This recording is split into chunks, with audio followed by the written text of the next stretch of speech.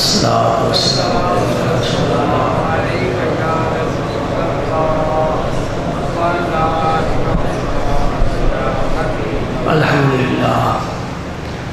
الحمد لله نحمده ونستعينه ونستغفره ونؤمن به ونتوكل عليه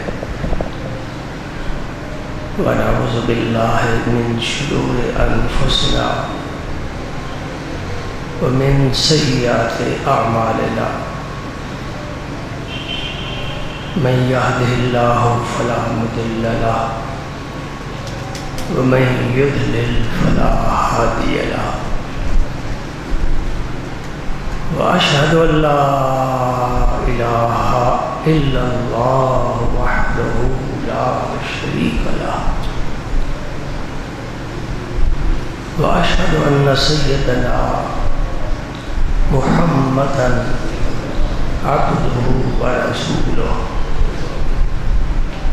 الذي أرسله الله بالحق بشيرا ونذيرا وداعيا إلى الله بإذنه وسراجا منيرا أشهد أنه صلى الله تعالى عليه وسلم بلغ الرسالة ونصح الأمة وكشف الغمة وجلى الظلمة وجاهد في سبيل الله وعبد ربه حتى أتاه اليقين. اللهم صل على سيدنا محمد وعلى آل سيدنا محمد وبارك وسلم. اللهم صل وسلم على رسولك الكريم وآله الطاهرين. رب اغفر وارحم وأنت خير الراحمين. أما بعد فأعوذ بالله من الشيطان الرجيم. بسم الله الرحمن الرحيم. إن الله وملائكته يصلون على النبي يا أيها الذين آمنوا صلوا عليه وسلموا تسليما. اللهم صل وسلم على رسولك الكريم وآله الطاهرين. رب اغفر وارحم وأنت خير الراحمين. اللهم صل على سيدنا محمد وعلى آل سيدنا محمد وبارك وسلم.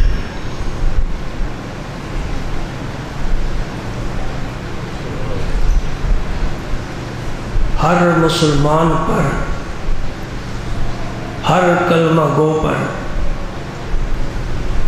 یہ فرض ہے کہ وہ گناہوں سے بچے، گناہوں کے قریب نہ جائے، رب کی نافرمانی نہ کرے، فرما بردار بندہ بن کر زندگی گزارے۔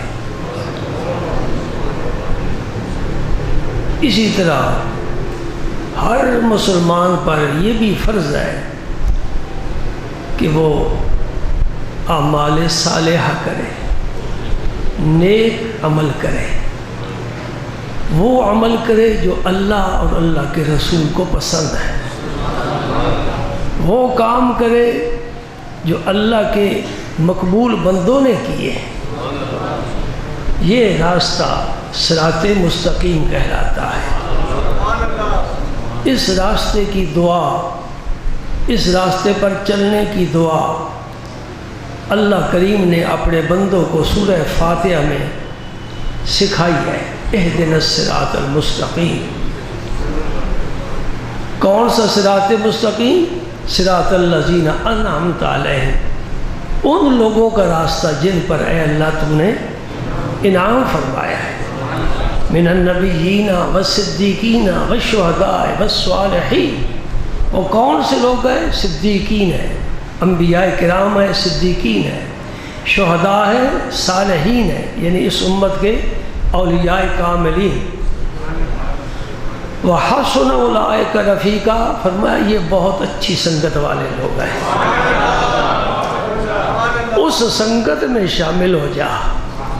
یہ قافلہ جو جا رہا ہے جس کے پیش رو انبیاء کرام ہیں، جس میں صدیقین ہیں، شہداء ہیں، صالحین ہیں، اولیاء کاملین ہیں، علماء راسخین ہیں، عبادت گزار ہیں، شب زندہ دار ہیں، قائم اللیل ہیں، صائم الدہر ہیں، عابد ہیں، زاہد ہیں، متقی ہیں، پرہیزگار ہیں، گناہوں سے بچنے والے، حلال کھانے والے، سچ بولنے والے۔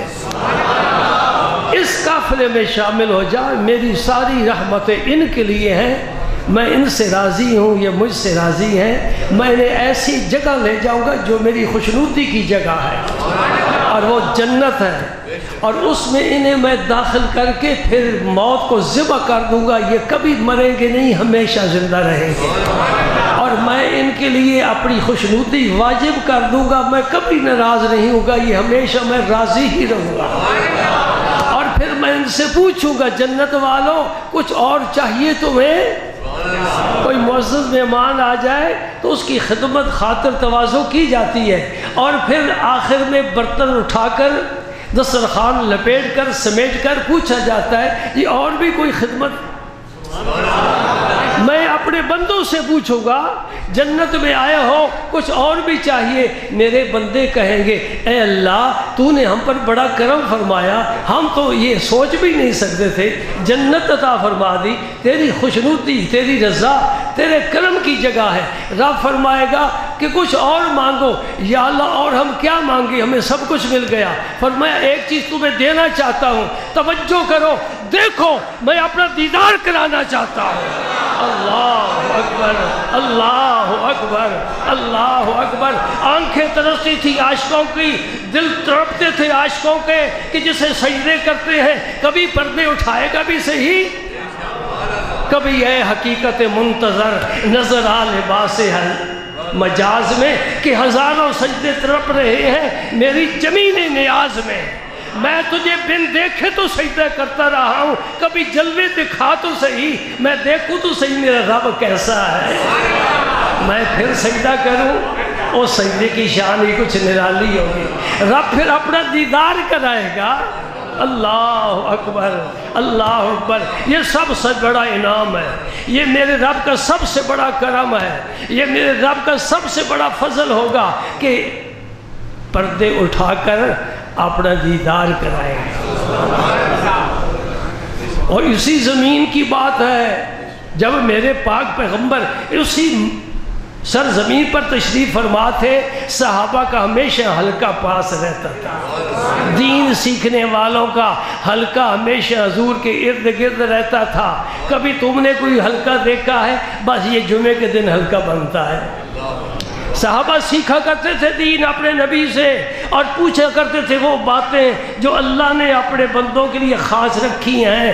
ایک دن میرے پاک پیغمبر نے فرمایا، انکم سترون ربکم، میرے صحابہ یہ جہاد کرتے ہو، تلواریں چلتی ہیں، نیزے لگتے ہیں، تیروں کی بارش ہوتی ہے، بیوی بچوں سے کئی ماہ دور رہتے ہو، کھانے کو کھجور ملتی ہے، پہننے کے لیے کوئی کپڑا نہیں تمہارے پاس، بھوکے ننگے پیاسے دین کے لیے گھر سے نکلے ہو، سن لو خوشخبری، انکم سترون ربکم، ایک وقت آئے گا کہ رب تمہیں اپنا دیدار کرائے گا۔ ساری تکلیفیں بھول گئے، ساری تکلیفیں بھول گئے، سبحان اللہ۔ پھر آپ نے مثال دی، فرمایا یہ نہ سمجھو کہ ایک کو دیکھنے کے لیے رش پڑے گا، کوئی آگے ہوگا کوئی پیچھے ہوگا، کوئی حصہ دیکھے گا کوئی حصہ دیکھے گا۔ رب حصوں سے تو پاک ہے، اجزاء سے پاک ہے، اس کا وجود مرکب نہیں ہے، وہ حادث نہیں ہے، وہ قدیم ہے۔ یہ اصطلاحیں ہیں علماء متکلمین کی، اور یہ ضروری ہے۔ رب خود قدیم، اس کی صفت قدیم، وہ حادث نہیں، فانی نہیں، باقی ہے، اسے زوال نہیں، لا زوال ہے۔ سبحان اللہ۔ تیرا میرا رب وہ نہیں ہے جسے گھڑ کر گھروں میں رکھا ہوا ہو۔ انڈیا میں جاؤ، جاپان میں جاؤ اور تاریخ دیکھو، مکہ مدینہ منورہ کی، وہاں بتوں کو اپنے ہاتھوں سے گھڑ کر پتھر کی مورتیاں گھروں میں رکھتے، کعبے میں رکھتے، دیواروں کے ساتھ رکھتے، انہیں سجدے کرتے، سفر پر جاتے ساتھ لے جاتے۔ یہ ہمارا معبود ہے، یہ ہمارا الہ ہے، یہ ہمارا خدا ہے۔ ہم انہیں کیسے عقل والا سمجھیں جو بنائی ہوئی اپنے ہاتھ کی مورتیوں کو سجدہ کر رہا ہے؟ تیرا رب ازل میں بھی تھا، ابد میں بھی ہوگا۔ اس کو کسی نے بنایا نہیں، نہ اسے قدرت کسی نے دی ہے، نہ اسے کسی نے علم دیا ہے۔ اس کا اقتدار اپنا ہے۔ ساری دنیا نافرمان ہو جائے، اس کے ملک میں کوئی کمی نہیں ہو سکتی۔ سارے فرمانبردار ہو جائے، اس کے ملک میں کوئی اضافہ نہیں ہو سکتا۔ وہ ہے تیرا رب۔ سبحان اللہ، سبحان اللہ۔ میرا جی چاہ رہا ہے میں اپنے رب کی بات کروں۔ یہ ہے توحید، یہ ہے توحید۔ اللہ کیا ہے؟ قل هو اللہ احد۔ ہاں احد ہے، واحد نہیں ہے۔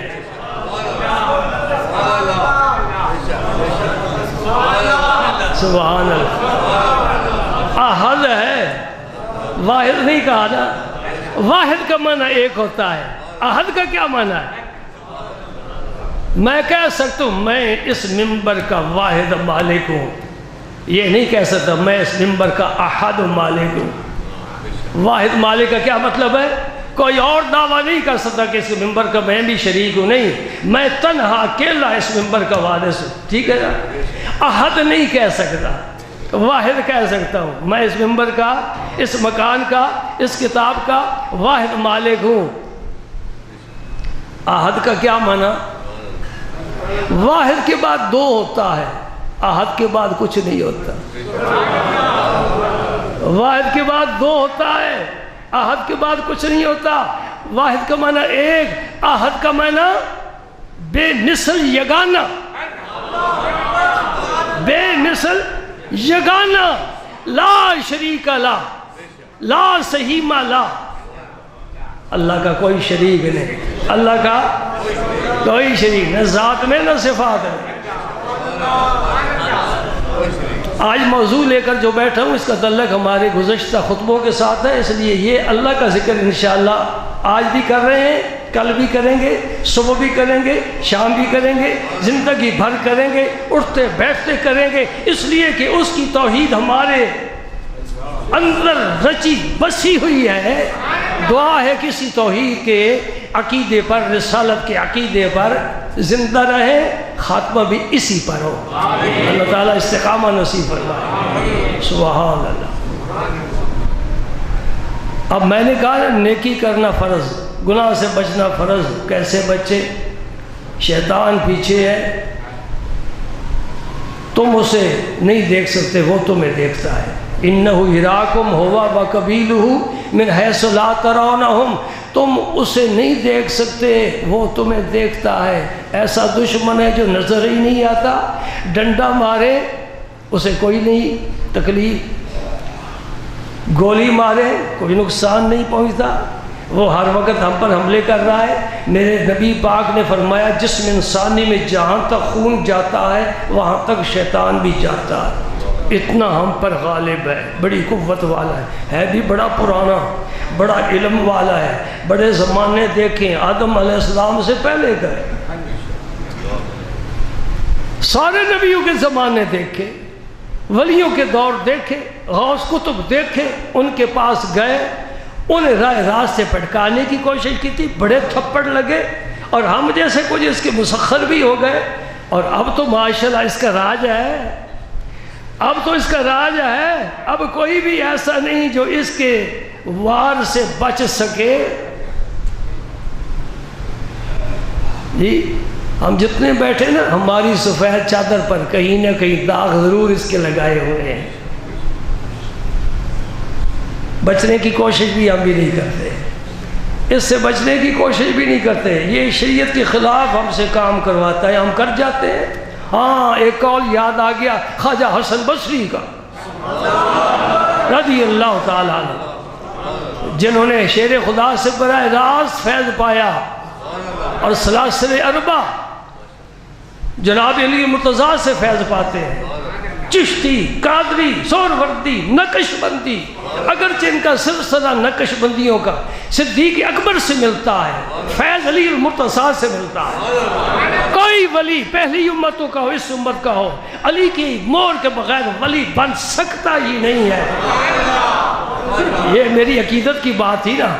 حسن بصری فرماتے ہیں لوگوں سنو، نیک آدمی مومن گناہ کر کے رب سے ڈرتا ہے، معاف کرنا ہے اللہ مجھے معاف فرما دے۔ نیک آدمی مومن نیکی کر کے رب سے ڈرتا ہے کہ پتہ نہیں میری نیکی قبول ہوئی ہے کہ نہیں۔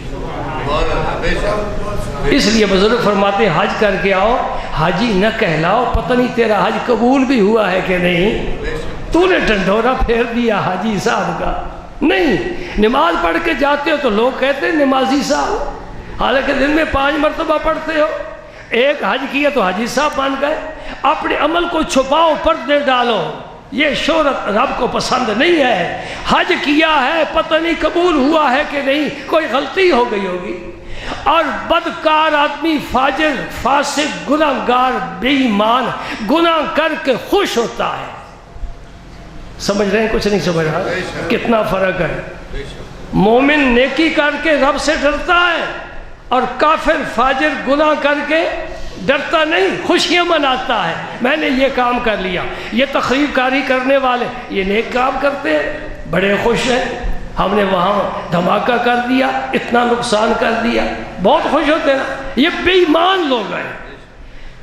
کبھی بھی مومن کے دل میں یہ خیال ہی نہیں آ سکتا کہ میں کسی مسلمان کو نقصان پہنچاؤں۔ المسلم من سلم المسلمون من لسانہ و یدہ، رسول پاک نے فرمایا مسلمان وہ ہے جس کے ہاتھ سے بھی اور اس کی زبان سے بھی مسلمان محفوظ رہے۔ وہ مسلمان ہے کہ یہ مسلمانوں کو کام تو نہیں ہے نا۔ سبحان اللہ۔ مومن کیا ہے؟ نیکی کر کے رب سے ڈرتا ہے۔ رب سے ڈرنے والا ہی ہم نے بھی قصہ شروع کیا ہوا ہے نا۔ کیسے ڈریں؟ کیسے ڈریں رب سے؟ آج ایک واقعہ لے کر میں آپ کے سامنے بیٹھا ہوں۔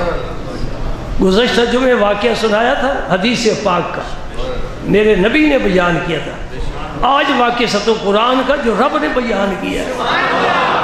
اس ہاتھ میں قرآن ہو، اس ہاتھ میں حدیث ہو، دونوں آنکھیں روشن، تیرا راستہ آسان اور صاف ہے۔ سبحان اللہ۔ اس فقیر نے کبھی کوئی ایسا تعویذ نہیں لکھا جو قرآن و سنت کے سے باہر ہو، اور میں ان پیروں کو پسند نہیں کرتا جو صرف روپیہ جمع کرنے کے لیے الٹے سیدھے تعویذ لکھ کر عملیات کر کے لوگوں کو گھروں کو ویران کر رہے ہیں، ان کا سکون تباہ و برباد کر رہے ہیں۔ اللہ انہیں یا ہدایت دے یا انہیں بھی تباہ و برباد کرے۔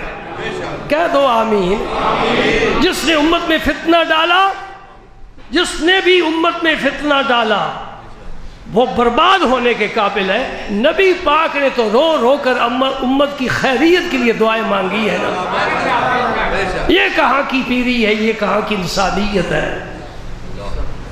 قلم چل رہا ہے قرآن پاک میں۔ یہ سورہ مائدہ ہے، اس کی آیت نمبر ہے 26 27۔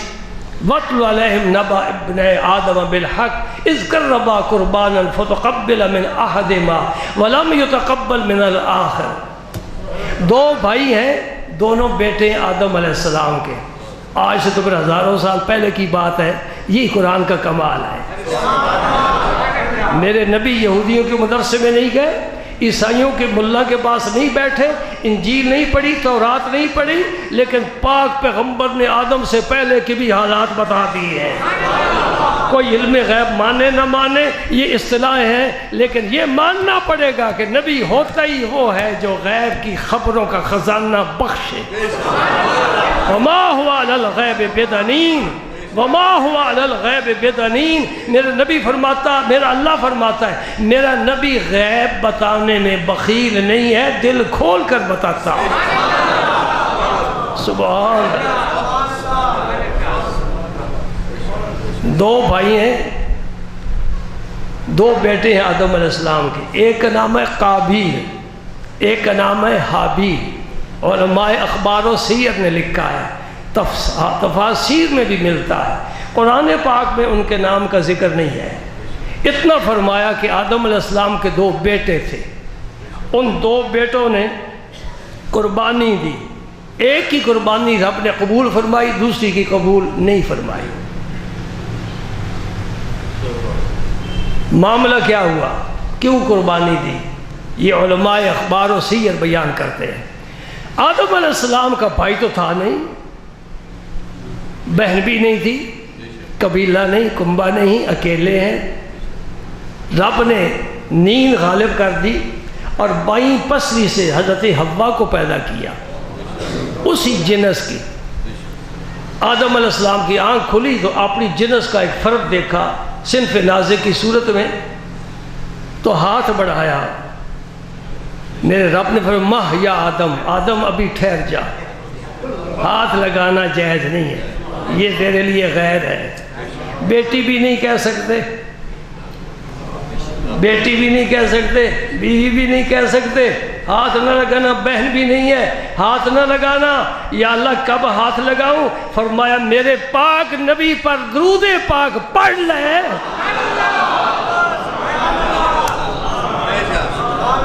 وہ درود تیرا مہر بن جائے گا، حق مار بن جائے گا، پھر تیرے لیے میں حلال کرا دے دوں۔ سبحان اللہ، واہ مدینے والے، تیری عظمت کو ساری دنیا سلام کرتی ہے۔ رب نے تجھے وہ شان عطا فرمائی، ابھی آپ دنیا میں تشریف لائے نہیں، ابھی آدم علیہ السلام آپ سے متعارف نہیں۔ رب کہہ رہا ہے اے آدم ماہ یا آدم حتی تودی مہرہا، آدم ٹھہر جا، پہلے اس کا حق مار ادا کر۔ یا اللہ اس حق کا مار کیا ہے، میں کیا ادا کروں؟ فرمایا تو میرے نبی پر درود بھیج۔ سمجھنے والی بات ہے، جو درود سے منع کرے اسے کہہ دے تو پیداوار ہی درود کی ہے، تو کیوں منع کرتا ہے؟ درود نہ آدم پڑھتا تو کہاں سے آ جاتا؟ پیداوار ہی درود کی ہے۔ آدم علیہ السلام نے درود بھیجا کہ نہ بھیجا؟ اب حلال ہو گئی، اب ان سے نسل چلی۔ رب کی حکمت کا تقاضا یہ ہوا کہ آدم علیہ السلام کی جڑواں اولاد ہو، حوا کے ایک حمل سے بیٹا بیٹی ہو، دوسرے حمل سے بیٹا بیٹی ہو۔ جو پہلے حمل سے بیٹا ہے وہ دوسرے حمل کی بیٹی سے نکاح کرے، جو دوسرے حمل کا بیٹا ہے پہلے حمل کی بیٹی سے نکاح کرے۔ یہ اللہ کی شریعت ہے، اور ہر نبی کے ہر دور میں شریعت کے احکام بدلتے آئے ہیں۔ یہ اس شریعت کا حکم تھا۔ اب قابیل کے ساتھ جو پیدا ہوئی وہ بڑی حسین و جمیل بیٹی تھی آدم علیہ السلام، اور جو حابیل کے ساتھ پیدا ہوئی وہ شکل و صورت میں بس عام سی تھی۔ اب شریعت کے قانون کے مطابق قابیل کی بیٹی اگرچہ حسین و جمیل ہے، اس سے قابیل نکاح نہیں کر سکتا، اس کی بہن ہے، حابیل کے عقد میں آئے گی۔ حابیل کی بیٹی قابیل کے عقد میں آئے گی۔ آدم علیہ السلام نے یہ رشتہ طے فرما دیا۔ حابیل نے کہا جی مجھے قبول ہے۔ نیکی اور گناہ ایک گھر سے نکل رہے ہیں، اس سے آپ کے پتہ چلے گا کہ یہ نسل انسانی کیسے آگے بڑھی، یہ قافلہ کیسے آگے چلا۔ ایک آدم سے چلا، یہ دنیا میں ساری اولاد پھیل گئی، ابتدا کیسے ہوئی یہ پتہ چلے گا۔ اس زمین پر سب سے پہلا گناہ کس نے کیا ہے اور کون سا کیا ہے اور کیوں کیا ہے، اس کی سزا کیا ہوئی ہے، یہ سارا واقعہ قرآن پاک بتا رہا ہے۔ آدم علیہ السلام نے یہ رشتہ طے فرما دیا۔ قابیل حابیل کی بہن سے نکاح نہیں کرنا چاہتا کہ شکل و صورت میں وہ بس واجبی سی ہے، اپنی بہن کے ساتھ نکاح کرنا چاہتا ہے، وہ محرم ہے، محرم سے نکاح نہیں ہو سکتا۔ اللہ پاک نے فرمایا آدم میں نے کعبہ اتارا ہے، تم جاؤ اس کعبے کی زیارت کرو، حج کرو۔ آپ پتہ ہے کہاں آئے تھے؟ اس سرزمین میں آدم علیہ السلام آسمان سے اترے تھے، جو سرزمین پوری زمین میں سے یہ خطہ ولیوں کے لیے پہلے نمبر پر ہے۔ سبحان اللہ۔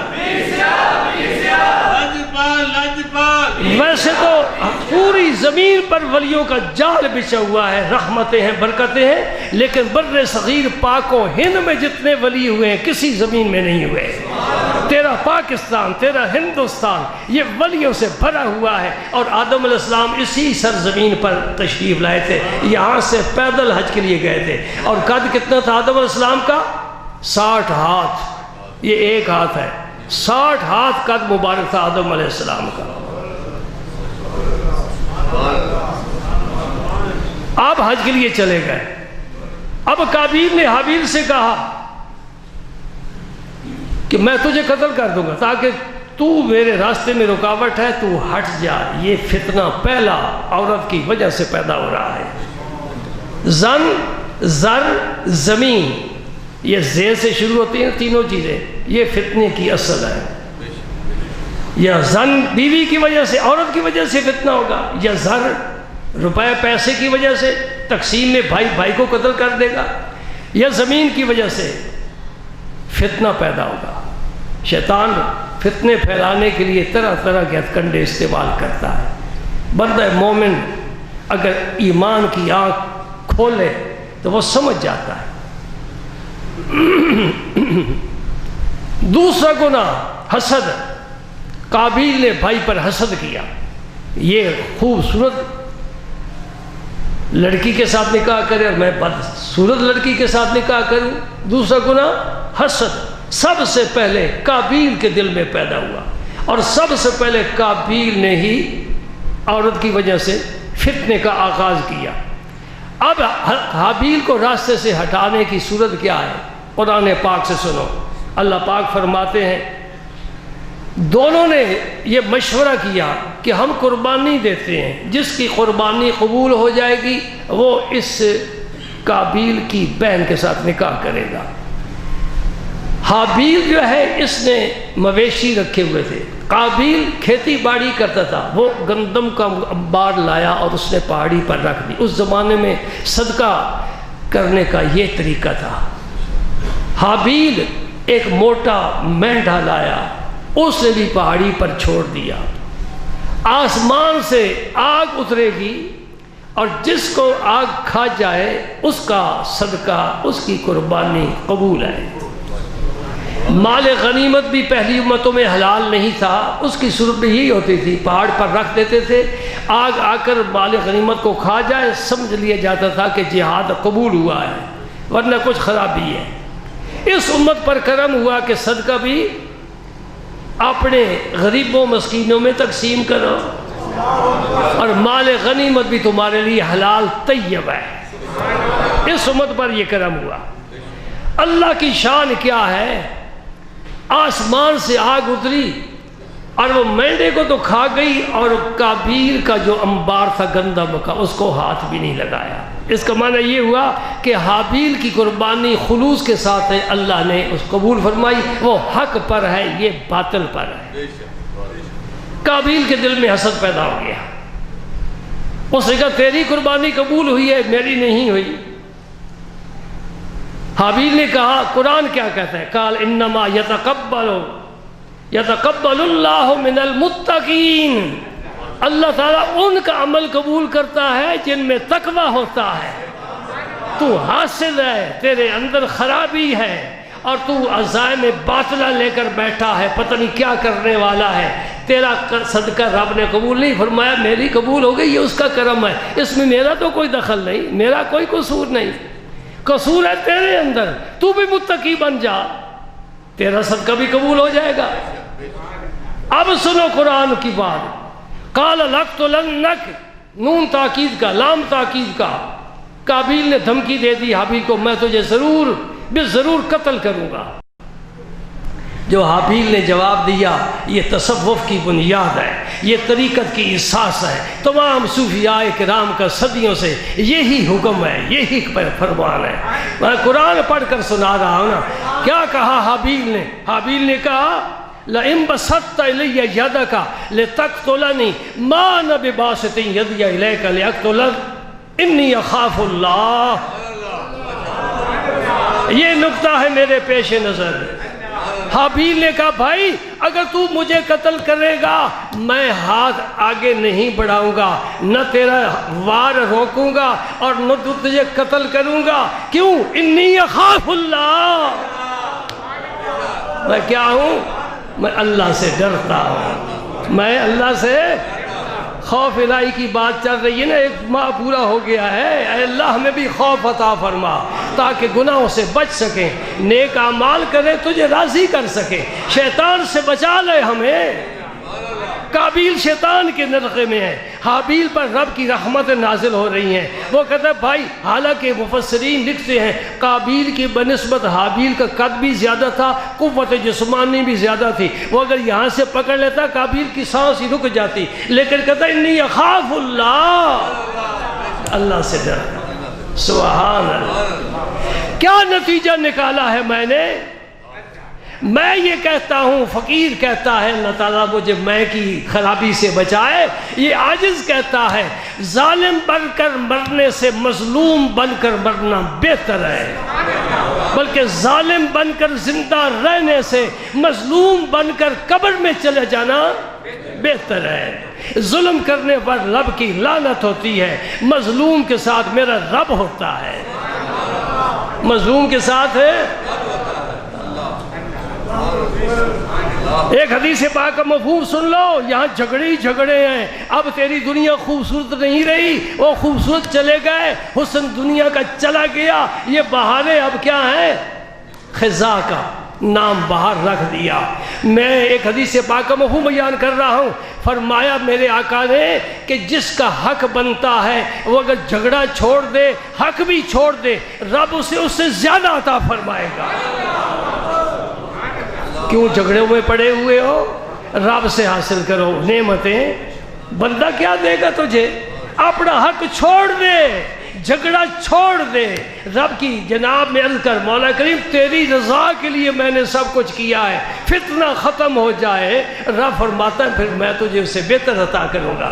لئن بسطت الی یدک، اگر تو نے اپنا ہاتھ میری طرف بڑھایا، لتقتلنی، تاکہ تو مجھے قتل کرے، دفاع کرنا ضروری ہوتا ہے نا، کہ نہیں یہ رب کے فیصلے ہیں، ہم تقدیر الہی پر راضی ہیں، راضی برضائے یار ہو جا، دیوانہ بے اختیار ہو جا۔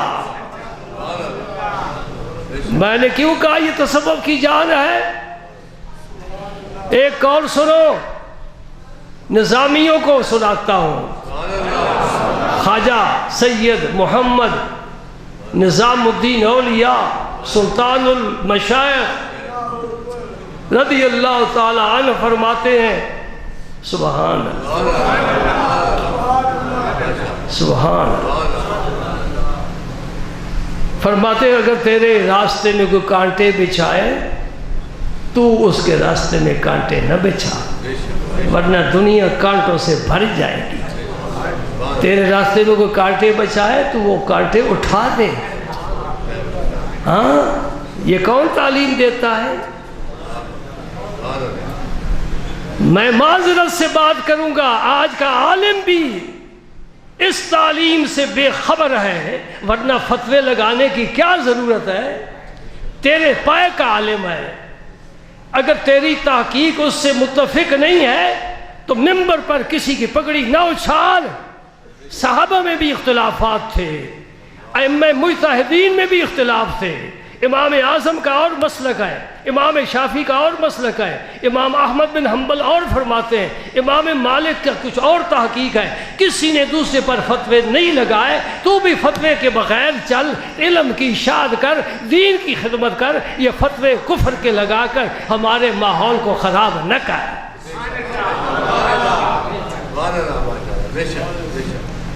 یہ چار سلسلے طریقت کے علمی فرق ہے۔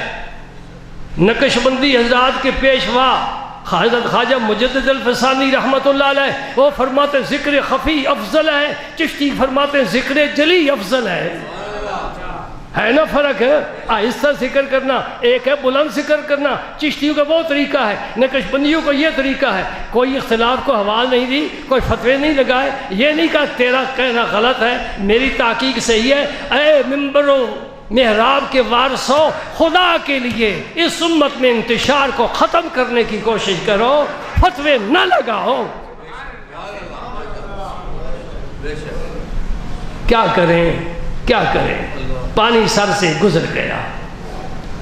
اور کہتے ہیں چو کفر از کعبہ برخیزت کجا ماند مسلمانی، جب کافر میں کعبے میں کفر تھا، بت تھے، مسلمانی کہاں تھی؟ کعبے سے کفر جب نکلا اسلام بھی پھیلنا شروع ہو گیا ہے۔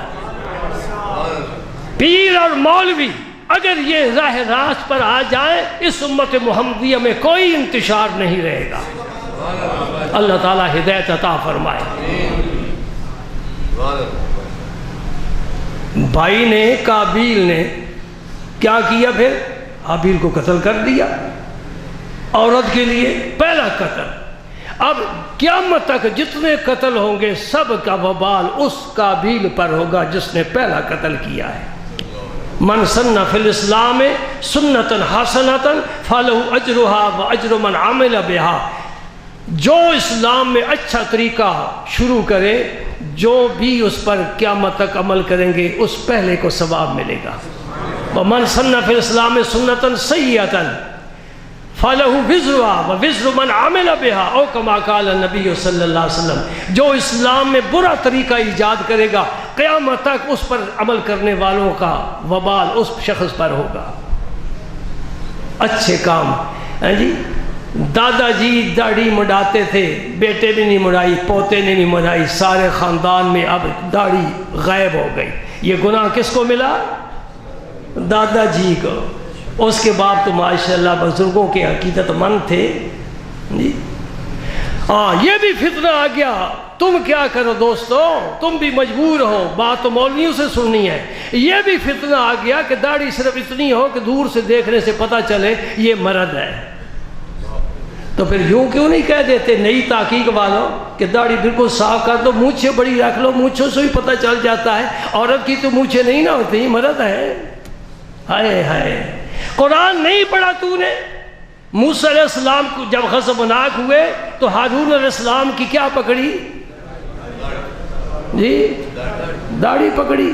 تو اتنی تھی کہ پکڑی جا سکتی ہے، اور ہاتھ بھی تو موسیٰ علیہ السلام کا تھا نا، کوئی چھوٹا موٹا ہاتھ بھی نہیں تھا۔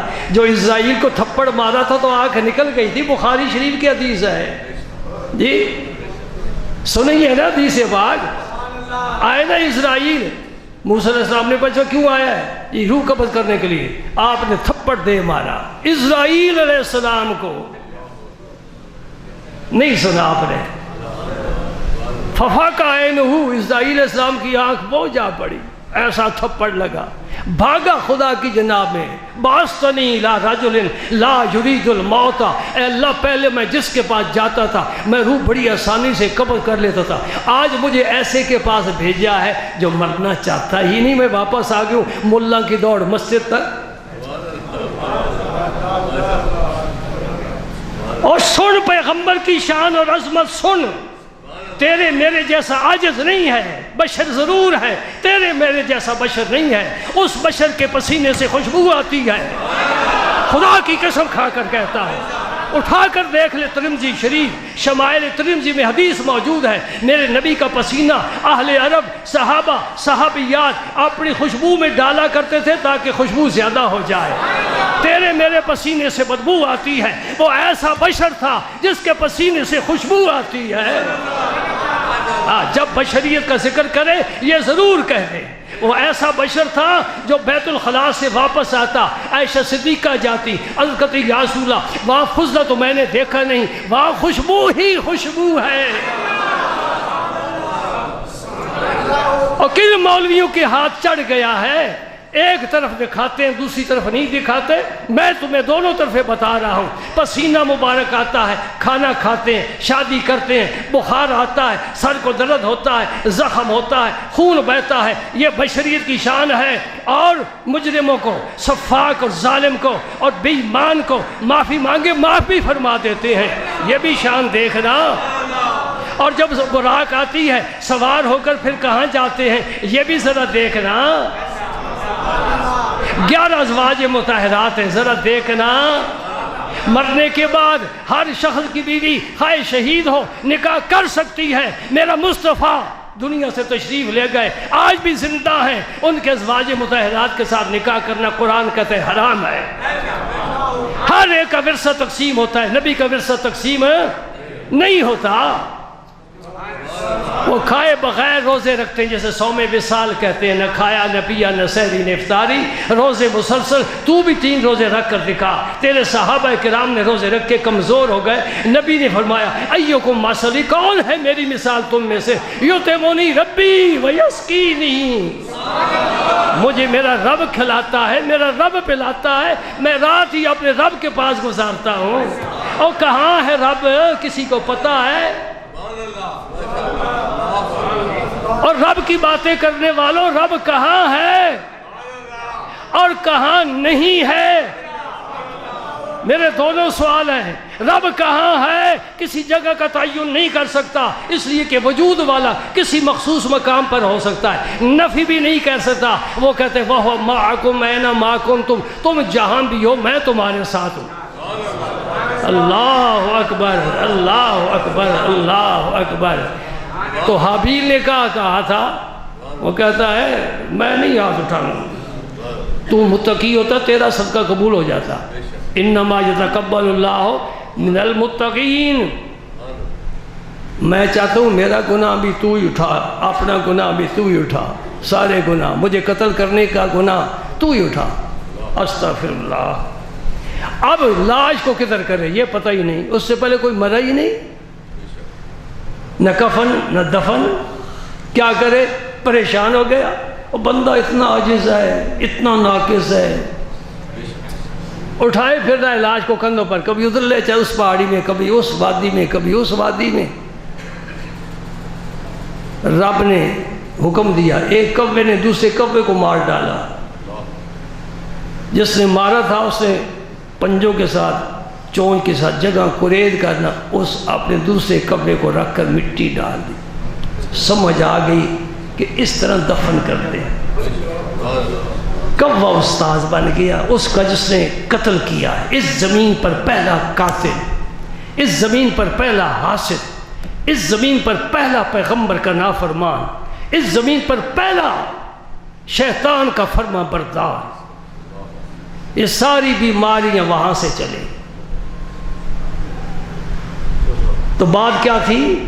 انی اخاف اللہ، میں اللہ سے، کاش یہ خوف خشیت ہمارے اندر بھی پیدا ہو جائے، ہم بھی رب سے ڈریں، کوئی ایسا کام کرنے لگے جسم پر لرزہ طاری ہو جائے، کپ کپی طاری ہو جائے۔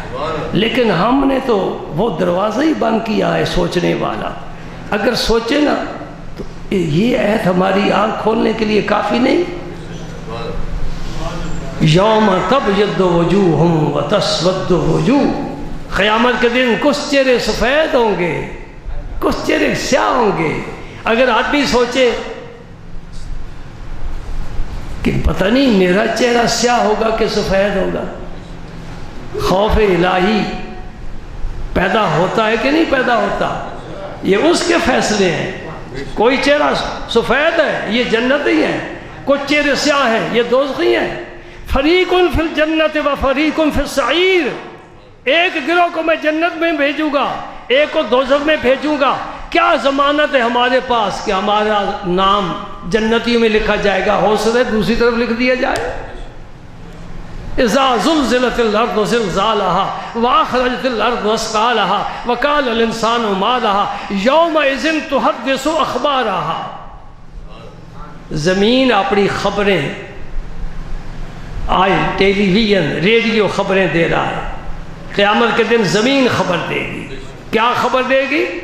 جس شخص نے زمین کے جس حصے پر جو گناہ کیا ہے وہ زمین کا حصہ قیامت کے دن رب کے حضور بول کر کہے گا یا اللہ اس شخص نے میرے اوپر بیٹھ کر شراب پیا ہے۔ جہاں بدکاری کی ہے اللہ تعالیٰ بچائے معاف فرمائے، جہاں بدکاری کی ہے وہ حصہ بول کر کہے گا کہ مجھ پر اس نے یہ گناہ کیا ہے۔ زمین کہے گی مجھ اس نے ناپاک کیا ہے، یا اللہ تو نے پاک کیا تھا، اس نے گناہوں کے ساتھ مجھے ناپاک کیا ہے۔ زمین جب بولے گی آدمی عاجز ہو جائے گا، کوئی اور گواہی دے تو کہتے خاموش ہو جا، کچھ خوشامد کر دے، خدمت کر دے، میرے حق میں گواہی دے دے۔ زمین کو کون مجبور کرے گا؟ پھر انسان کی یوما اس دن کیا ہوں گے؟ انسان کی اعضاء گواہی دیں گے، ہاتھ گواہی دے گا، پاؤں گواہی دیں گے، کدھر چل کر گیا تھا، اس نے ہاتھوں کے ساتھ کیا کیا ہے، آنکھ گواہی دیں گے، کس کو دیکھا ہے کس کو نہیں دیکھا، زبان گواہی دے گی۔ یہ ہے سلطانی گواہ انسان کے خلاف اللہ کے جناب میں جو شہادتیں دے رہے ہیں۔ بندہ مجبور ہے، کیا کرے؟ پھر کیا فرمایا؟ نامہ اعمال کھول دیا جائے گا، اقرا کتابک، پڑھ اپنا نامہ اعمال، ایک ایک عمل کو دیکھے گا، ایک ایک عمل کو، نیکی بھی ہے بدی بھی ہے، سب کو دیکھے گا، بول نہیں سکے گا۔ اب نادم ہے، اب شرمندہ ہے۔ اب رب عدل تو فرمائے تو پھر تو معافی کی کوئی صورت نہیں ہے۔ ہم رب سے عدل کا تقاضا نہیں کرتے، ہم یہ نہیں کہتے اللہ عدل کرنا، بندوں کو کہتے انصاف کرنا، ظلم نہ کرنا۔ بندہ احسان نہیں کر سکتا، اگر کرے عدل کر سکے تو بڑی اس کی مہربانی ہے۔ رب سے عدل کا تقاضا نہیں ہے یا اللہ عدل کرنا۔ کیا کہیں گے؟ یا اللہ احسان فرما، احسان فرما۔ آج بھی کہہ رہے ہیں، اس دن بھی کہیں گے، اے اللہ ہمارے ساتھ وہ معاملہ نہ کرنا جس کے ہم مستحق ہیں، اے اللہ ہمارے ساتھ وہ معاملہ کرنا جو تیری شان کے لائق ہے۔ تو نے ہمیں بسم اللہ شریف دی ہے، بسم اللہ الرحمن الرحیم، دو اسم مبارک صفاتی، ایک ذاتی اللہ ذاتی، رحمان رحیم صفاتی، دونوں کا مادہ رحمت ہے۔ اے اللہ تو نے جو ہمیں بسم اللہ شریف دی ہے، اپنا تعارف کرایا ہے، پہلی بسم اللہ میں ہی دو تیرے رحمت والے نام ہیں، اس اپنی رحمت کے ساتھ ہمارے ساتھ معاملہ فرمانا۔ اللہ پاک ہمیں اپنا خوف و خشیت عطا فرمائے، گناہوں سے بچائے۔ اور نبی پاک نے فرمایا وہ شخص کبھی دوزخ میں نہیں جائے گا جس کے آنکھ سے مکھی کے برابر بھی بھائی برائے مہربانی یہ اعلان مجھے نہ دیا کرے، یہ اعلان کے لیے ممبر نہیں ہوتا۔ میں ممبر پر بیٹھ کر کوئی آپ کے معاشرے کا اعلان نہیں کر سکتا۔ مسئلہ پوچھنا ہو وہ بھی نہ پوچھا کرے، جو کچھ میں نے کہنا بس وہ سنیں اور رب سے توفیق مانگے عمل کی۔ ہاں مسئلہ پوچھنا ہو، میں 24 گھنٹے یہاں حاضر ہوں، وہاں آ جائیں تفصیل کے ساتھ مسئلہ پوچھے۔ مسئلہ کوئی پوچھتا ہی نہیں ہے، کہتے اعلان کرو، کبھی کہتے دعائیں کرو، دعا کرانی ہو میرے پاس آؤ، اعلان کرانے ہو شہر میں اعلان کرو، سپیکر پر اعلان کرو، ممبر پر میں اعلان نہیں کر سکتا۔ وآخر دعوانا ان الحمدللہ رب العالمین۔ اللہم صلی وسلم علی رسولک الکریم وآلہ الطاہرین، رب اغفر وارحم وانت خیر الراحمین۔